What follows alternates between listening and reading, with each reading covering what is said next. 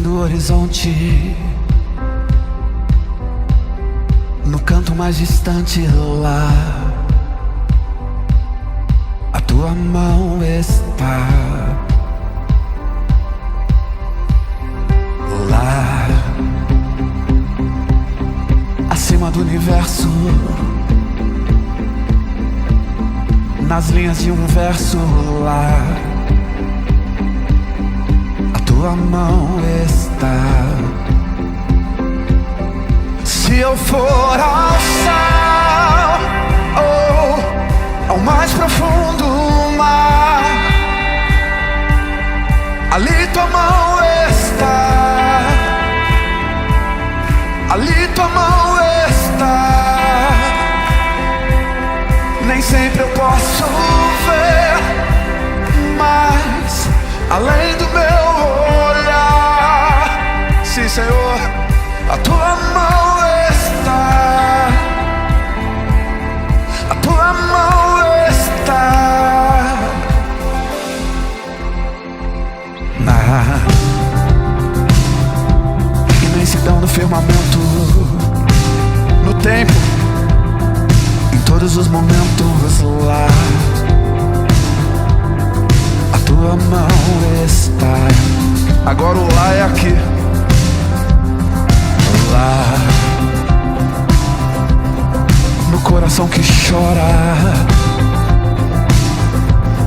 no abraço que consola lá,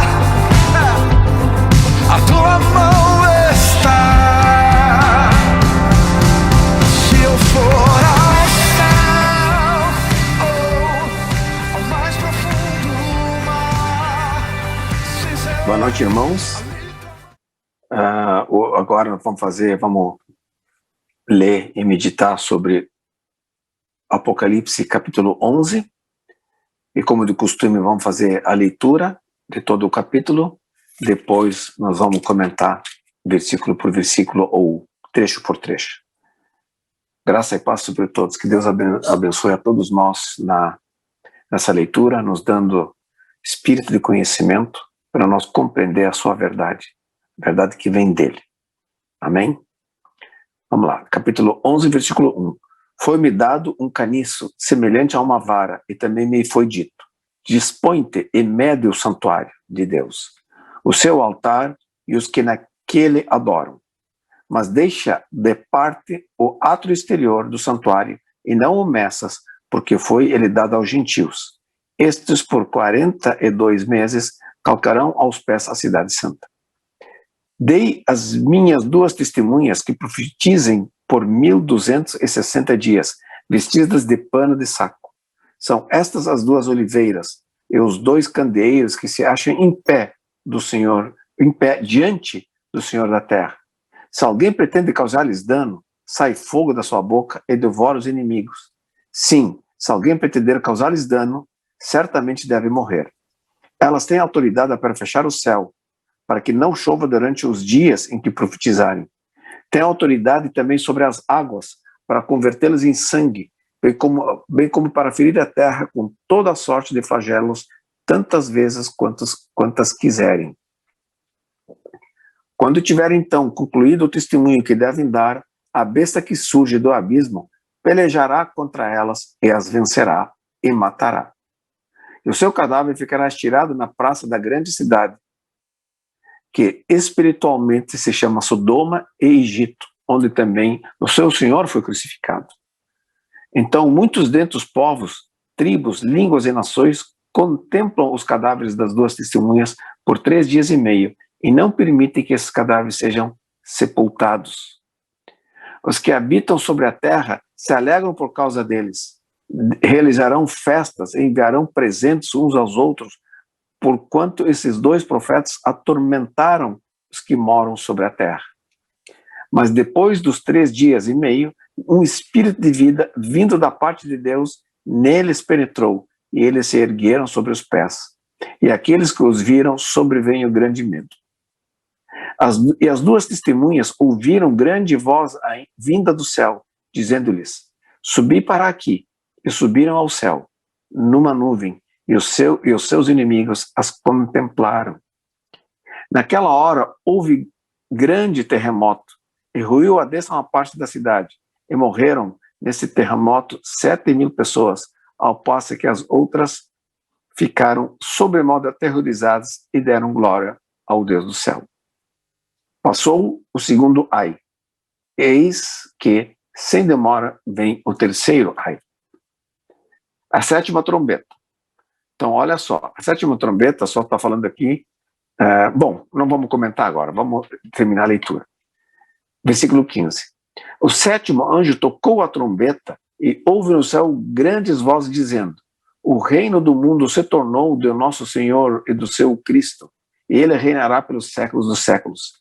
E os 24 anciãos que se encontram sentados no seu trono, diante de Deus, prostraram-se sobre o seu rosto e adoraram a Deus, dizendo: graças te damos, Senhor Deus Todo-Poderoso, que és e que eras, porque assumiste o teu grande poder e passaste a reinar. Na verdade, as nações se enfureceram.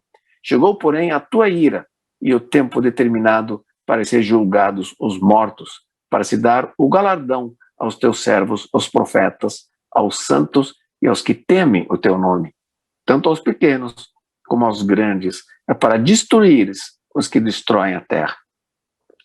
Abriu-se então o santuário de Deus, que se acha no céu, e foi vista a arca da aliança no seu santuário, e sobrevieram relâmpagos, vozes, trovões, terremotos e grande saraivada. Amém. Vamos lá então, vamos procurar a porção de revelação que tem aqui na leitura deste versículo do capítulo 11. Porção, porque é o que eu estou comentando, eu tenho uma porção de revelação. Não tenho a pretensão de ter toda a revelação, de maneira nenhuma. Eu sou um aprendiz, eu sou um estudioso da Bíblia, mas tem gente que estuda mais do que eu, que sabe mais do que eu. E eu não estou aqui querendo, de maneira nenhuma, ter uma interpretação conclusiva. Estou aprendendo também. E o objeto dessa leitura, dos comentários, é conhecer a Bíblia, buscar uma interpretação das profecias, porque a profecia é a palavra de Deus, uma coisa muito importante, principalmente Apocalipse, que fala do desenrolar de toda a história, do desenrolar dos acontecimentos. Agora, também tem o objetivo de proteger das interpretações erradas, tá bem? Ou seja, o que é errado? Não é aquele que é contra o que a gente pensa, mas é aquele que é contra a palavra de Deus, tá bem? Vamos lá então. Capítulo 11, versículo 1. Foi-me dado um caniço semelhante a uma vara, e também me dito: dispõe-te e mede o santuário de Deus, o seu altar e os que naquele adoram. Mas deixa de parte o ato exterior do santuário e não o meças, porque foi-lhe dado aos gentios. Estes, por 42 meses, calcarão aos pés a cidade santa. Bom, aqui certamente está falando de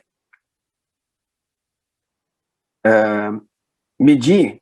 O que é uma medição? Uma medição é um julgamento, é uma checagem. Está medindo alguma coisa, está entendendo ela, Mede o santuário de Deus, o seu altar e os que naquele adoram. Então é para fazer aí uma checagem dessas pessoas, Como é que está a coisa, como é que está a adoração aí?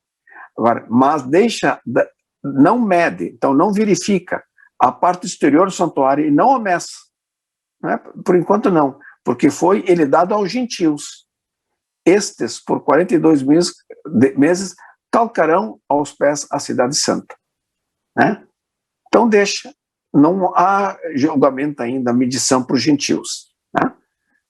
Bom, versículo 3. Darei as minhas 2 testemunhas que profetizem por 1260 dias, vestidas de pano de saco. A grande pergunta: quem são essas 2 testemunhas? Bom, eu não sei, a gente não tem certeza, ainda não tivemos a revelação de quem são as 2 testemunhas, mas as 2 doutrinas verdadeiras que tem na Terra, são 2, que é a Antiga Aliança e a Nova Aliança. Tem a testemunha o povo encarregado da Antiga Aliança, que foi o povo judeu, e o povo da Nova Aliança, que é o povo cristão, aí incluindo judeus e gentios crentes, os que creram em Jesus.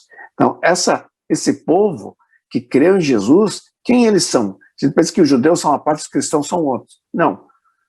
Antes, os judeus eram um povo, né, os povo de Israel, descendentes, as 12 tribos de Israel, ou Jacó, os 12 filhos, o povo que foi formado pelos 12 filhos de Jacó. Mas o povo cristão foi formado por parte do povo judeu, os que creram, e por parte dos gentios que creram, e formou o corpo de Cristo. Então, o corpo de Cristo hoje quem é? É formado por os judeus que creram e pelos gentios que creram, e formou, então, o povo da nova aliança. Amém? Então, essas duas testemunhas parecem ser, então, a voz, digamos assim, entre aspas, né, da antiga aliança, que é a verdadeira, que o próprio Jesus, ele validou a antiga aliança de tudo que os profetas falaram, dizendo que as escrituras não podem falhar. Jesus, ele confirmou toda a veracidade das palavras dos profetas do Antigo Testamento. Ele validou e disse que sim, isso é a palavra de Deus. Depois nós temos na nova aliança a palavra de Jesus e dos apóstolos, né? Dos 12 apóstolos mais Paulo. Então foi validada também como palavra de Deus. Então essas duas testemunhas seriam, né, a voz dos profetas da antiga aliança e a voz do Espírito Santo, né, tanto em Jesus como nos apóstolos da nova aliança? Pode ser, mas até agora não temos confirmação, mas parece que se pode, né? Mas aqui, nas interpretações, está difícil de saber quem são, né? Bom, elas têm autoridade para, essas duas testemunhas, elas têm autoridade para fechar o céu, para que não chova durante os dias em que profetizarem. Tem autoridade também sobre as águas, para convertê-las em sangue, bem como para ferir a terra com toda sorte de flagelos, tantas vezes quanto quiserem. Então, Deus deu poder Deus uma certa autoridade para a igreja na terra, deu, né, de profetizar, deu, né, no povo da antiga aliança, né, o privilégio de poder chegar em oração diante dele e orar. E a gente vê pelas escrituras que quando oraram os verdadeiros crentes, os verdadeiros filhos de Deus, quando oravam, como Deus respondia, até para fechar o céu, né? Então, 7. Quando tiveram concluído o testemunho que devem dar, a besta que surge do abismo pelejará contra elas e as vencerá e matará. Então a gente aqui mostra claramente que os filhos de Deus na terra, né, essas duas testemunhas, elas vão perder para o mundo, né, durante um tempo. 8. E o seu cadáver ficará estirado na praça da grande cidade, que espiritualmente se chama Sodoma e Egito, onde também o Senhor foi crucificado. Onde é que Jesus foi crucificado? Em Jerusalém, fisicamente falando, né? Geograficamente falando, foi em Jerusalém, no Monte Gólgota, fora da cidade, um pouco fora, né? Ele foi crucificado no lugar. E foi ali que ele foi crucificado, mas foi na cidade de Jerusalém, geograficamente falando. Agora que espiritualmente falando, foi aonde? Sodoma e Egito. Então nós temos nome de cidades espirituais. Temos Sodoma espiritual, temos Egito espiritual, como fala a Bíblia, temos Jerusalém espiritual, como fala a Bíblia, temos Babilônia espiritual, que também é uma cidade, né, do tempo de Nabucodonosor, né, do tempo do Império Babilônico, né, Babilônia.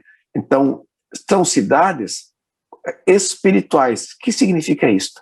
A cidade espiritual, Jerusalém, é onde a vontade de Deus acontece. A cidade espiritual, Sodoma, Gomorra, Babilônia, é onde a vontade de Deus, Babilônia não, desculpa,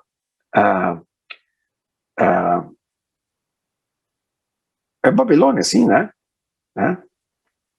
Isso. Onde a vontade de Deus não acontece.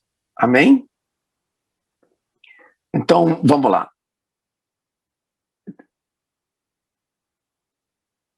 Versículo 8 que nós lemos, né? E o seu cadáver ficará tirado na praça da grande cidade, que espiritualmente se chama Sodoma, Gomorra e Egito, onde também o seu Senhor foi crucificado, né? 10. Os que habitam sobre a terra se alegram por causa deles. Realizarão festas, enviarão presentes uns aos outros, porquanto esses dois profetas atormentaram os que moram sobre a terra. Mas depois dos 3 dias e meio, o espírito de vida vindo da parte de Deus neles penetrou e eles se erguerão sobre os pés, e aqueles que os viram sobreveio grande medo. Atenção aqui no versículo 9, essas duas testemunhas, né, esses povos não permitem que eles sejam sepultados. Ou seja, quando a igreja enfraquece, essas pessoas, né, eles não têm respeito. O que é sepultar alguém? É respeito, consideração, né, uma honra para a pessoa, né, um cuidado que se faz com o morto de sepultar ele. Antigamente, no tempo do tempo do Império Romano, quando havia muita guerra, o pessoal abandonava o campo de batalha e não sepultava os mortos, né? Isso era uma desonra para aquelas pessoas. Já os cristãos iam atrás, quando tinha um cristão, pegavam os cristãos e sepultavam. E as pessoas ali, conta a história, que se admiravam que os cristãos iam lá para pegar os mortos deles no meio, às vezes, dos lugares que foram abandonados e enterravam. E eles viram como eles se amavam, né? Por causa, é um respeito. Então, o mundo não amou as duas testemunhas, não gostou. Isso significa. Voltando ali para o versículo 12 agora. E as duas testemunhas ouviram, então entrou um espírito e vivificou essas duas testemunhas. Né? Para nós entendermos, vamos ler o versículo 11 de novo. Mas depois de 3 dias e meio, um espírito de vida vindo da parte de Deus neles penetrou e eles se ergueram sobre os pés, e aqueles que os viram sobreveio em grande modo. Então parece que ali, que o povo está falando, daqueles povos, ou a igreja, os crentes, né? Esse povo teve morto, ele foi enfraquecido, a besta lutou e pelejou e matou, né? Essa testemunha que tem na terra, né? E parece que é o povo, né, de Deus, os filhos de Deus na terra, foram enfraquecidos pela besta, né? Mas depois o espírito de vida vem e trouxe vida às duas testemunhas. Então, parece que esse é um avivamento, ou seja, o testemunho de Deus na terra, a besta peleja, ganha, mata, mas Deus vivifica o espírito do testemunho, né, as testemunhas dele. 12. E as duas testemunhas ouviram grande voz vindo do céu, dizendo-lhes: suba para aqui. E subiram ao céu numa nuvem, e os seus inimigos as contemplaram. Naquela hora houve grande terremoto, e ruiu a 10ª parte da cidade. E morreram neste terremoto 7.000 pessoas, ao passo que as outras ficaram sobremodo aterrorizadas e deram glória ao Deus do céu. Né? Então aqui parece que as duas testemunhas subiram, foram para o céu, chegaram no céu então. E tem muita coisa para acontecer ainda, hein? Essas duas testemunhas foram para o céu. Será que tem uma relação com os 24 anciãos? Os representantes da terra? Não sei, né? Os 24 anciãos é um indicativo de 12 mais 12, né? 24 anciãos que tem no céu. Lembra que no céu, diante do trono de Deus, tem 4 seres viventes, representantes do céu, e 24 anciãos, representantes da terra? 24 anciãos, 12 mais 12. 12 tribos de Israel, ou seja, o povo da antiga aliança, e os 12 apóstolos, né? A coluna de Jesus os escolheu. 12, mas um morreu, mas Deus trouxe um fora de tempo, que é Paulo. Permaneceram sendo 12, não é? Então, essas duas testemunhas subiram para o céu.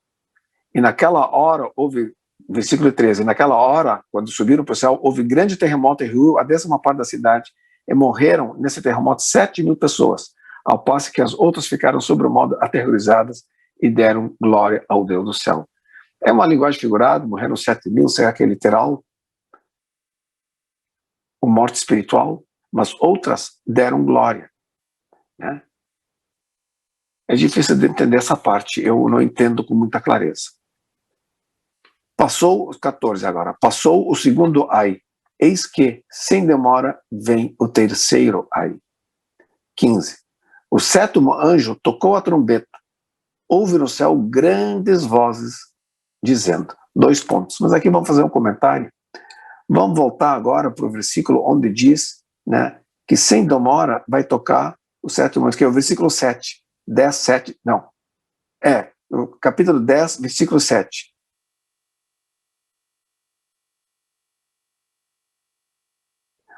Mas nos dias da voz do sétimo anjo, no capítulo 10, versículo 7, está falando do que está acontecendo agora no 11, versículo 15. Então, 10, 7 fala assim: mas nos dias da voz do sétimo anjo, quando ele estiver para tocar a trombeta, cumprir-se-á então o mistério de Deus, que a gente sabe que é Cristo, segundo ele anunciou aos seus servos, os profetas. Tá? Nós afirmamos que o mistério de Deus é Cristo. Agora vamos voltar para 11, versículo 15 em diante, para ver o que acontece quando o sétimo anjo toca a sétima trombeta. Vamos lá, olha só. O sétimo anjo tocou a trombeta e houve no céu grandes vozes dizendo: o reino do mundo se tornou do nosso Senhor e do seu Cristo, e ele reinará pelos séculos dos séculos. E os 24 anciãos que se encontram sentados no trono, diante de Deus, prostraram-se sobre o seu rosto e adoraram a Deus, dizendo: graças te damos, Senhor Deus Todo-Poderoso, que és e que eras, porque assumiste o teu grande poder e passaste a reinar.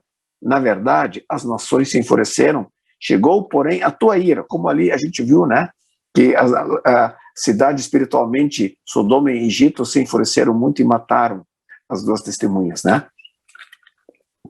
A tua ira e o tempo determinado para serem julgados os mortos, para se dar o galardão aos teus servos, aos profetas, aos santos e aos que temem o teu nome, tanto aos pequenos como aos grandes, é para destruir-os o que destroem a terra. Abrir-se então o santuário de Deus, que se acha no céu, e foi vista a arca da aliança, no seu santuário, e sobrevieram relâmpagos, vozes, trovões, terremoto e grande saraivada. O que a aliança de Deus representa, né, lá no Antigo Testamento?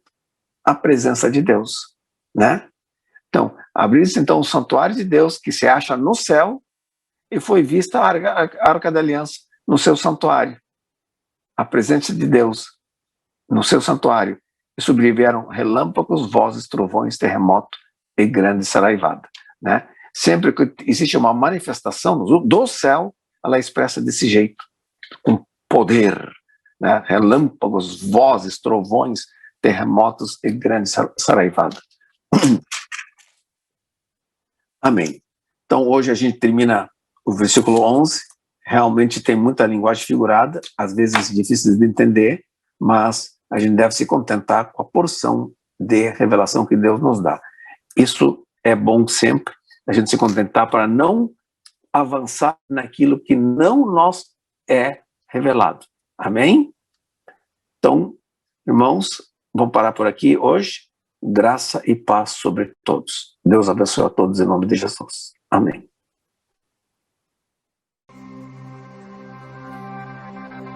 Lá no fim do horizonte, no canto mais distante lá, a tua mão está.